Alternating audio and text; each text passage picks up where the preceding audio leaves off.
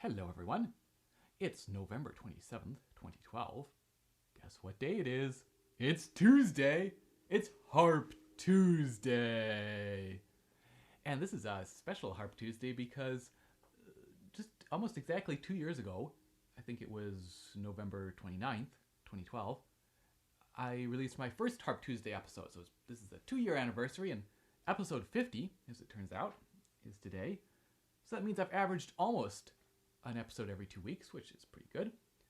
And so I just wanted to celebrate a little bit. That's exciting, 2 years, and I look forward to the next 2 years. It's been a wonderful journey so far. I've really enjoyed just getting a chance to sit down and record some of my thoughts about playing the harp and about some various pieces of music. And it's also been wonderful to connect with people who play the harp all over the world and also do some Skype lessons. You know, the Harp Tuesday has led to doing Skype lessons, and again, getting a chance to work with people all over the world is, internet's amazing. So yeah, 2 years.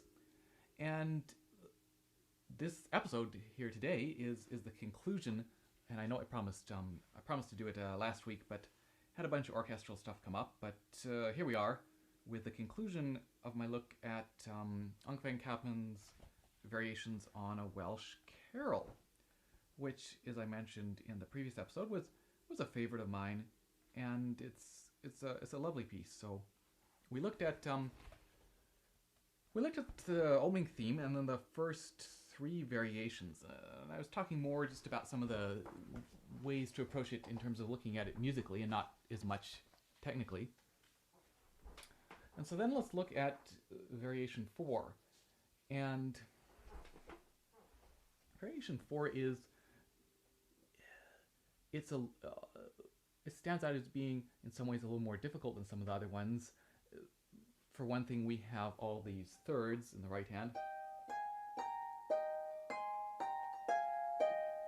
which thirds aren't always the easiest thing on the harp, and I know I'm a fine one to speak because I used one of my variations in Fantasy on Green Sleeves had a whole bunch of thirds, but it's much easier on the piano. It can be a little awkward on the harp.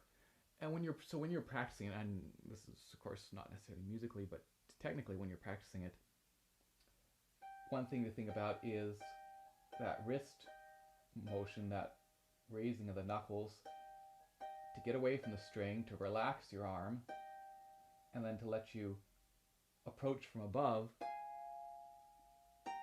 giving you the best chance of not buzzing.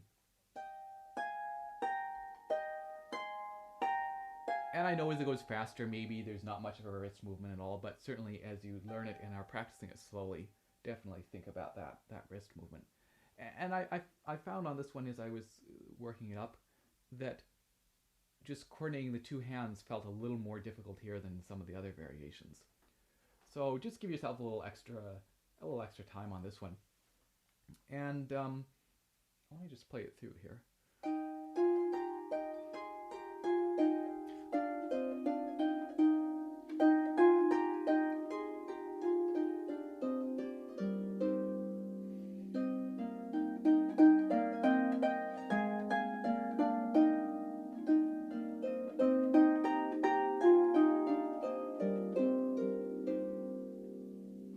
Something like that.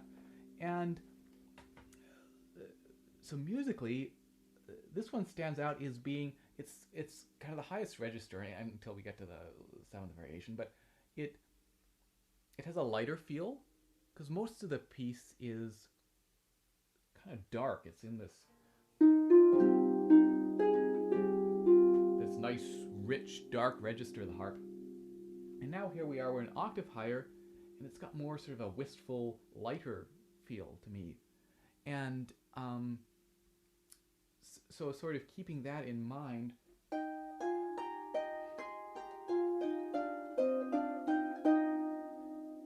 that it's not got this dark, brooding,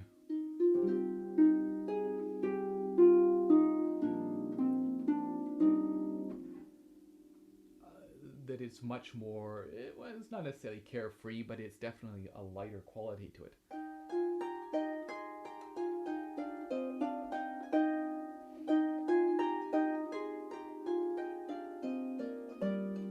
And again, that's almost a repeat in thinking about the maybe doing something slightly different that second time. And then here, this is got a somewhat joyful quality to it.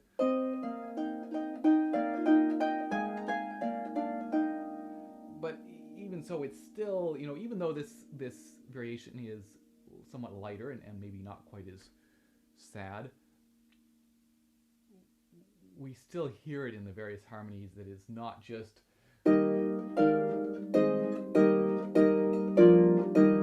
it's all just this happy stuff.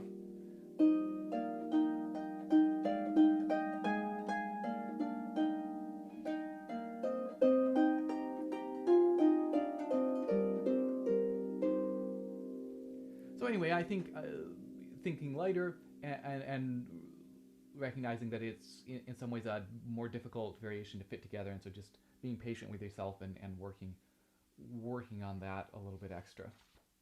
Then we get to variation 5. Variation 5 is kind of interesting. It feels as if it's missing some bars, but I guess it isn't. And we're in 5/8, which don't really need to worry about. You're just, because it's all just a string of eighth notes. So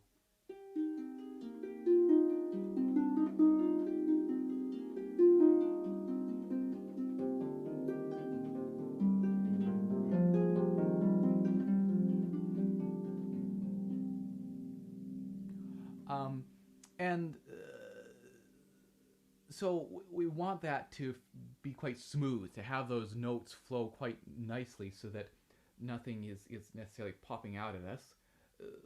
You'll notice she's marked a definite echo effect here on the second time. We start at mezzo forte. And be careful here of those repeated notes. Try to delay the placing as long as possible, so that you're placing and playing at the same time, and we don't hear much of the stop note as we go to place it. And then, and whether you, again, I don't know whether you want to do a big, huge difference in terms of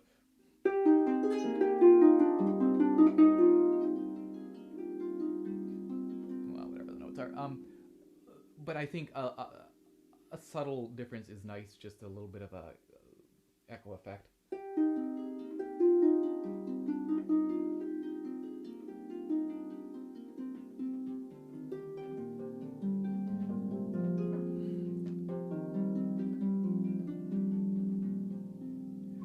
These ones, then in the left hand,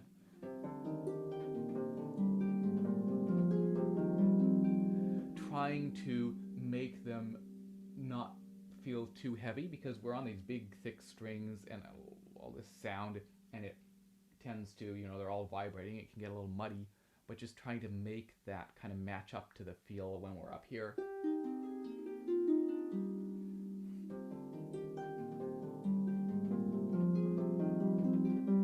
You'll notice I'm doing a little bit of muffling as I move around.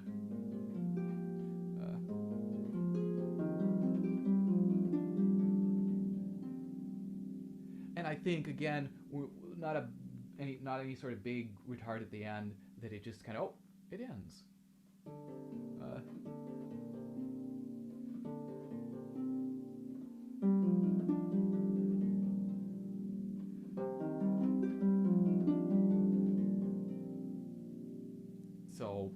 So it's just a short little variation, and then we get variation 6, and it's essentially the first variation with this dotted rhythm.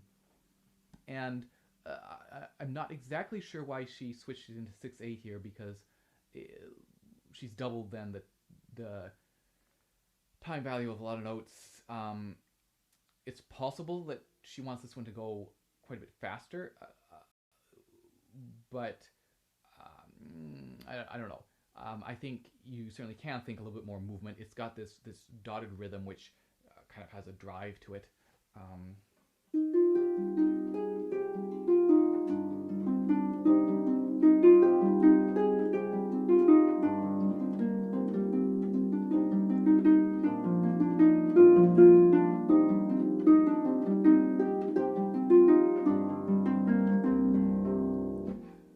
So there's definitely some movement there. Now there's a couple spots here where one I'm certain is a misprint, and that's the second to last bar of this, where we have the first arpeggio in the left hand, and then this next one should again be that C minor, rather than, because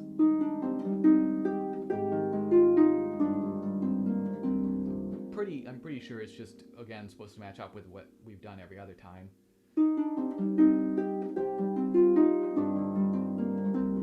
And I'm also not certain on this first arpeggio in the second full bar of the variation, where it's got this G minor,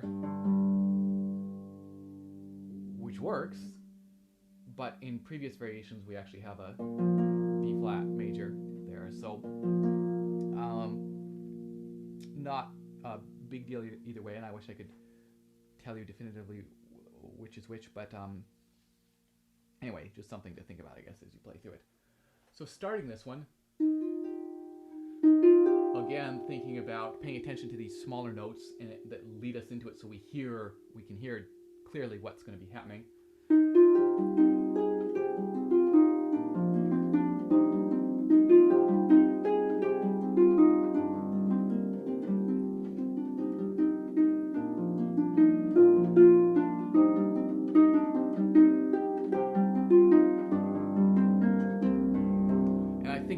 Forceful dramatic ending, because that sets us up for variation 7. And now I actually, there's an 8th variation, but I don't play that. It's a variation with glisses. Well, we'll get to it in a moment. So anyway, I use 7 as the final variation. So this is a dramatic ending, sets us up for variation 7. And in variation 7, we just have these downward arpeggios. Pretty much always just 1, 2, 3, though sometimes it's 1, 2, 4.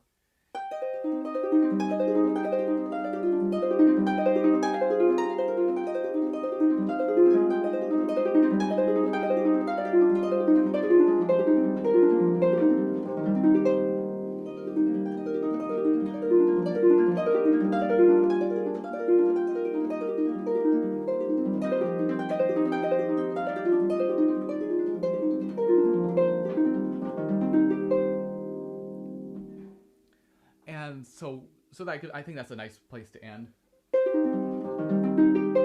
And again, we can do a little bit of a, not a big retard necessarily, but just a little, really emphasizing those final notes. What do we get?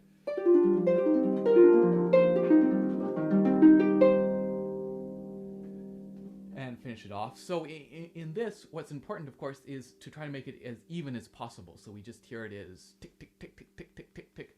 We hear just that note machine, those notes falling one after another. We get this wonderful sense of constant 16th notes. And you can do, one of my old favorites is the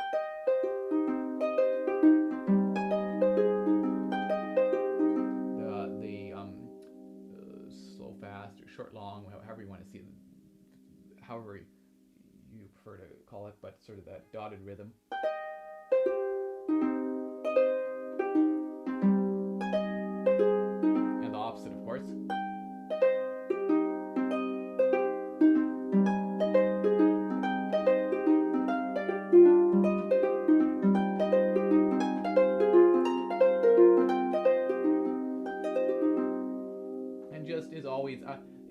It's just partly the more one plays, the better one gets at sections like this, where you're just trying to make it as even as possible. And then also sort of trying to think of the overall line and how you want that shaped, so that we hear that. And again, it's not that we're punching that top note, right? We're not going.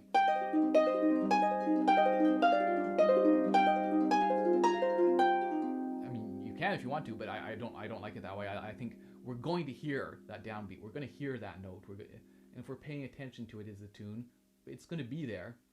But we also want to hear those other notes there, some of them in a weaker position, so that we get this feeling of those constant 16th notes.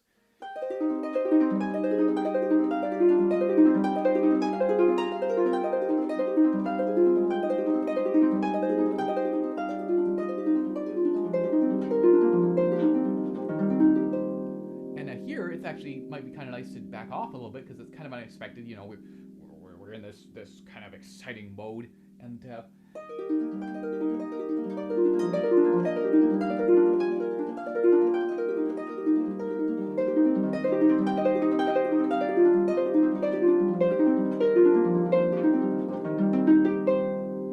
because we're going to end, I think, fairly forcefully. So it's nice to have the whole variation not be this, to not have the whole thing be this sort of driving, here we go quality, and to be able to have a spot where we can back off just a little bit and sort of relax. And I think this is a good spot. We're in this major key, and we can just feel a little.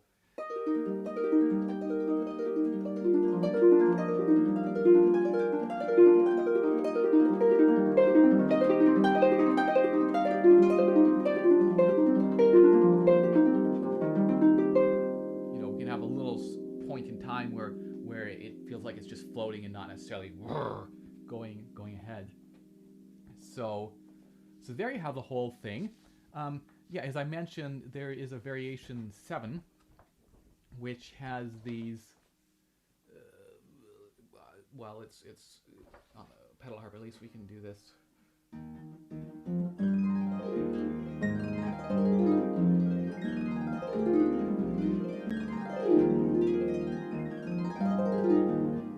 Etc.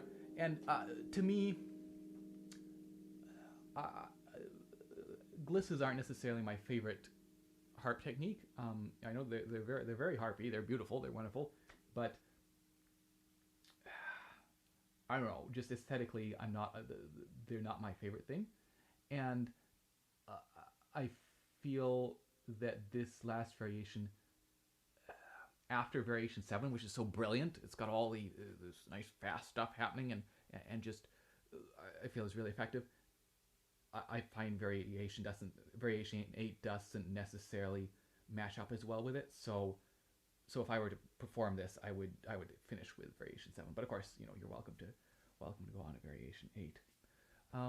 So there's the whole thing, and hope you enjoyed it. It's a lovely piece.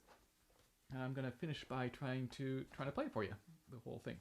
And I should mention, by the way, that slide these extenders.